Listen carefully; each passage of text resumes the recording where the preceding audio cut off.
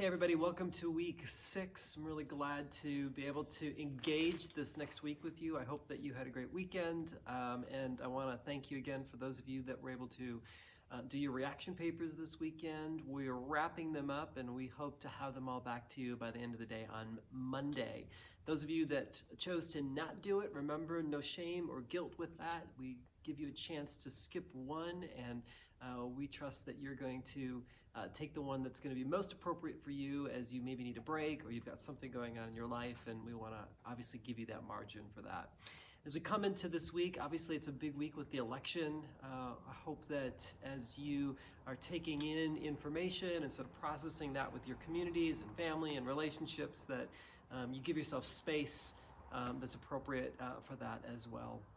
At the same time, we're going to keep moving forward with our thinking. And you've now read Arnett, and you've read Sharon Dallas Parks, and you've read a number of different articles. And now we're going into this book, Kids These Days by Malcolm Harris, who is a self-proclaimed millennial. Now, this book I would never give you like at the beginning of a quarter, because he kind of dives in and has some pretty strong critique about the world in which emerging adults, or what he would say millennials, are in. And I think now that you have a foundation of Arnett and Dallas Parks and some of the other articles that you've read, I think you can actually read this book with a sense of knowledge and a sense of context that will help you find this book helpful and challenging. And there's probably things that you're going to agree with and disagree with, and that's the great fun of what we're doing together. So looking forward for you to start to read this. You're going to be reading the first 3 chapters, and then I've just got some other articles for you on emerging adults and flourishing. What does it mean to not only look at the negative and challenging parts of emerging adulthood, but how do we think about the ways that emerging adults flourish, and what are the stepping stones and the elements and the support that's needed and associated with that. And you're all starting to ask those questions in your reaction papers. If this is what emerging adult is about, or if this is what it means to think about faith in emerging adulthood, where does the support come from? Who will step into that gap? What do our churches look like? What does mentoring look like? What does actually a mentoring community look like? And so I think these are the important questions that you're starting to raise, and what is beautiful is that I'm really starting to push you to say, well, how would you answer that? You've got some knowledge now, you've got some thinking behind you. What does that look like? So really excited and looking forward to seeing your responses from that.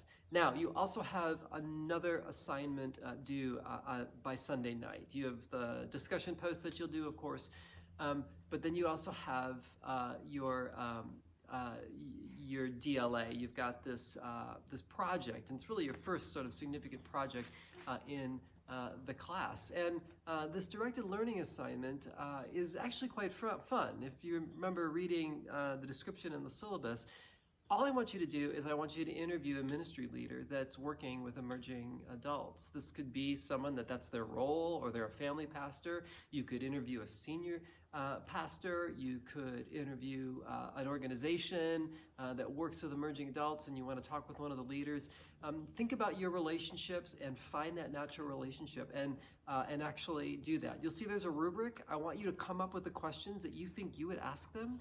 And I've sort of framed it in this idea of like, hey, let's say you were hired to consult this church or organization to help them understand emerging adults a little bit better. What would you do? What questions would you ask this group so that you can sort of gauge where they're at with a leader, and what sort of recommendations you would give them to help them think and advocate for emerging adults better. So you're taking the knowledge that you have with an interview that you're going to do, and you're going to put that together, and you're going to pass that along. Now, some of you sometimes get tripped up in like, well, what questions should I ask? Well, that's part of the challenge, right? I want you to think about that. Like, what would be the 4 or 5 questions that you would want to ask this leader? You don't have to do more than that. I think I have 4 to 6 in the rubric.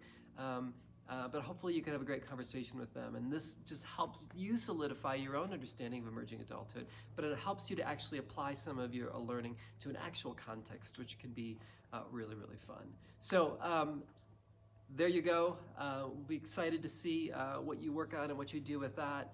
Obviously, if you've not done the interview yet for this directed learning assignment, I really encourage you to make that a priority really soon in the next couple of days, just because everybody's schedules are kind of crazy. You certainly want to have that interview, and then you're going to have to write the paper. So keep the timing in mind, make this a priority for you, and we'll look forward to seeing what you come up with.